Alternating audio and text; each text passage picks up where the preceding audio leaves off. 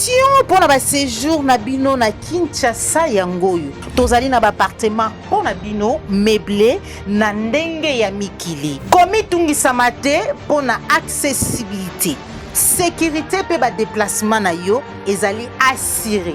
Adresse ezali moko avenue Dodoma numéro 1 Vendée na croisement des Huileries na commune ya Lingwala. Benga biso na numéro oyo ezali affiché.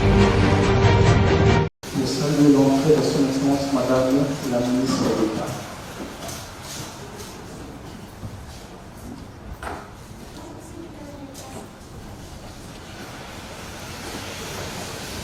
Comme une première prise de contact après si longtemps, c'est peut-être une bonne façon de se rencontrer à nouveau. Et évidemment, on va voir comment on pourra accommoder les demandes pour les réunions individuelles.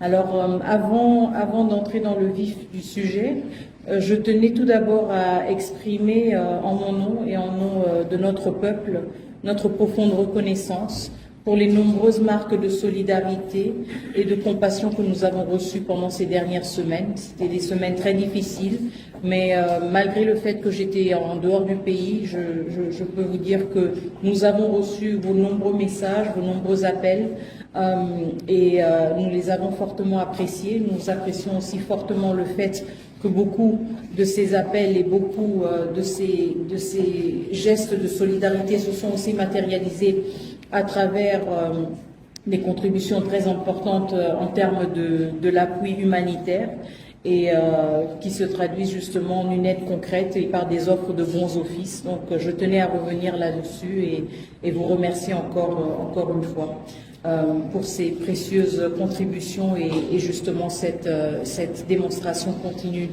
de solidarité.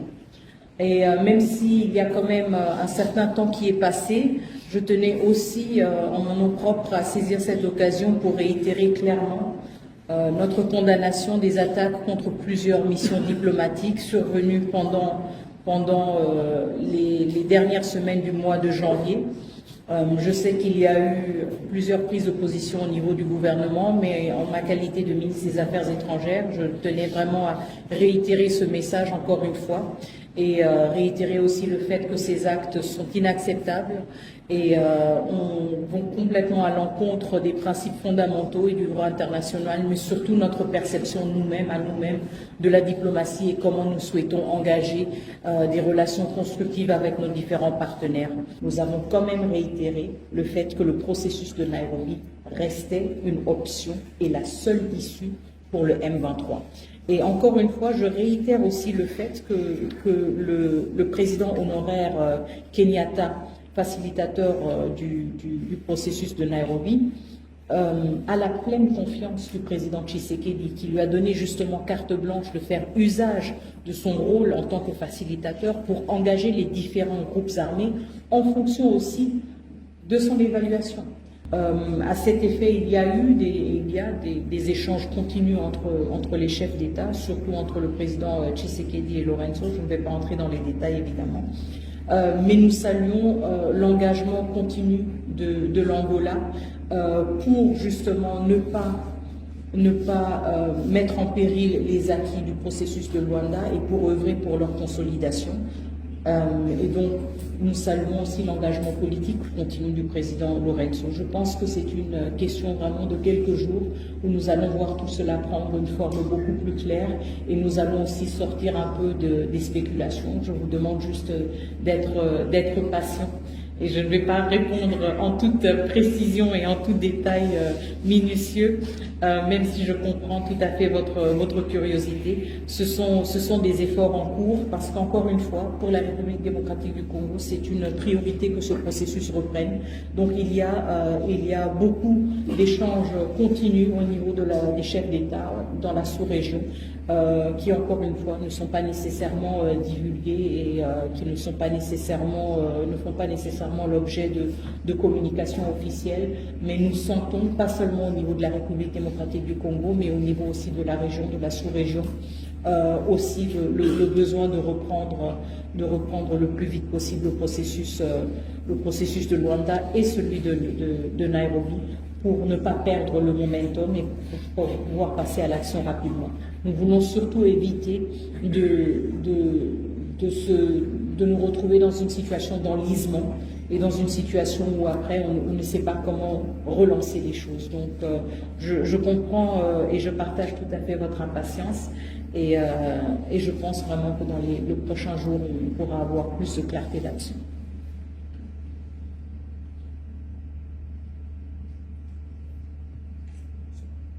Et je sais qu'il y a une activité de la présidence qui est prévue dans quelques minutes, donc je ne vais pas vous retenir plus longtemps.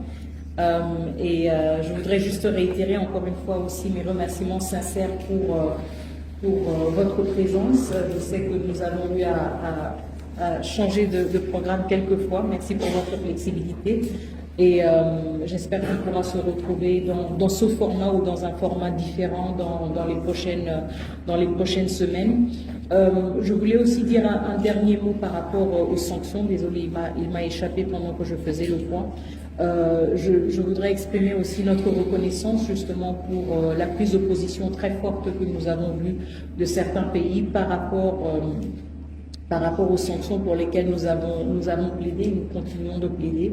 Vous vous souviendrez qu'au niveau du Conseil de sécurité, nous avons insisté sur 5 actions prioritaires, à commencer par d'abord des sanctions individuelles pour responsabiliser les membres de la chaîne de commandement qui commence à Kigali et qui finit au nord Kivu, maintenant au sud Kivu. Il y a une responsabilité qui doit être attribuée à des individus.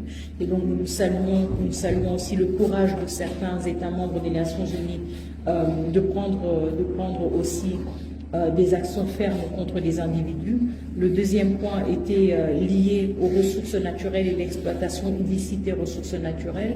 Nous avons, à travers le rapport du groupe d'experts, au-delà de nos propres rapports, établi un lien direct entre l'exploitation de ressources naturelles en République démocratique du Congo et ensuite leur exportation au Rwanda, raison pour laquelle nous appelons à un embargo pour certaines ressources naturelles du Rwanda, puisque nous savons qu'elles viennent de la République démocratique du Congo et que nous sommes conscients des circonstances dans lesquelles ces ressources sont exploitées.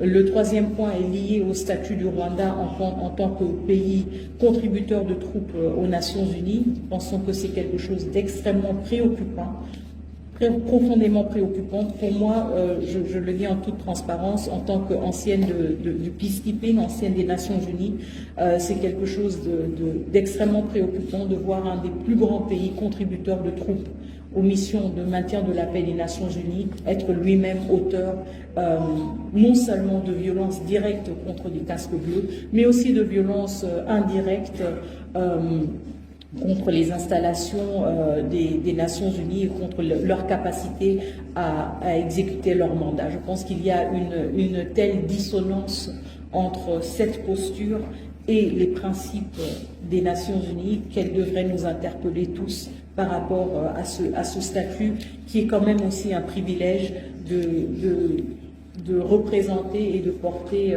sur son uniforme le drapeau des Nations Unies. Je pense que cela mérite justement d'être réexaminé.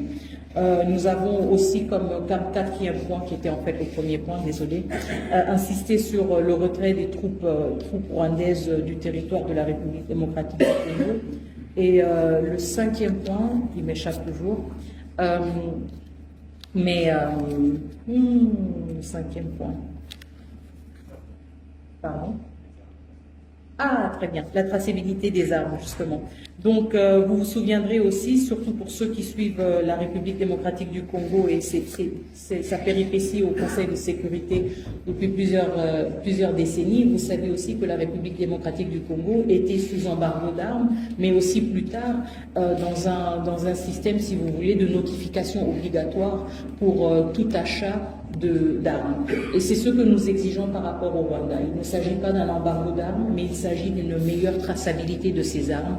Donc, Donc il s'agit aussi d'utiliser des instruments que le Conseil de sécurité a eu à utiliser par le passé dans la région des Grands Lacs pour assurer une meilleure traçabilité des armes. Nous voulons avoir une plus grande transparence et être mieux en mesure de retracer les armes qui se retrouvent en RDC par rapport à leur achat, et nous pensons que cette obligation de notification serait un instrument important pour assurer cela et pour assurer une plus grande transparence. Donc c'était un peu les 5 points sur lesquels nous sommes revenus plusieurs fois au niveau du Conseil de sécurité. Nous nous réjouissons du fait que certaines déclinaisons, si vous voulez, de ces points de plaidoyer ont été repris dans les décisions individuelles de certains États membres, aussi dans la résolution du Conseil de sécurité, et cela nous réconforte justement la pertinence de ces démarches.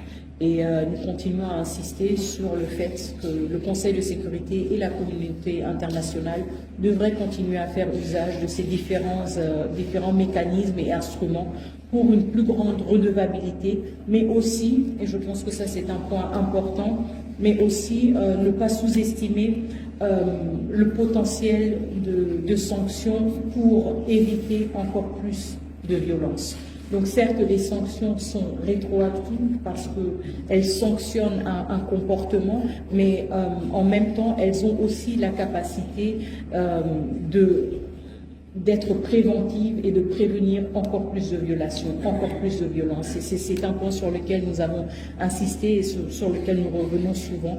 Et nous pensons justement que la situation sur le terrain montre aussi que ces sanctions ont déjà les premières répercussions sur les uns et les autres, et nous pensons qu'il est important de maintenir cette pression aussi dans une dynamique d'une reprise du processus de Luanda, pour que les uns et les autres comprennent qu'il ne s'agit pas de revenir et de faire tabula rasa comme si de rien n'était. Il y a quand même des milliers de citoyens congolais et congolaises qui ont été tués, qui ont été abandonnés sur les rues.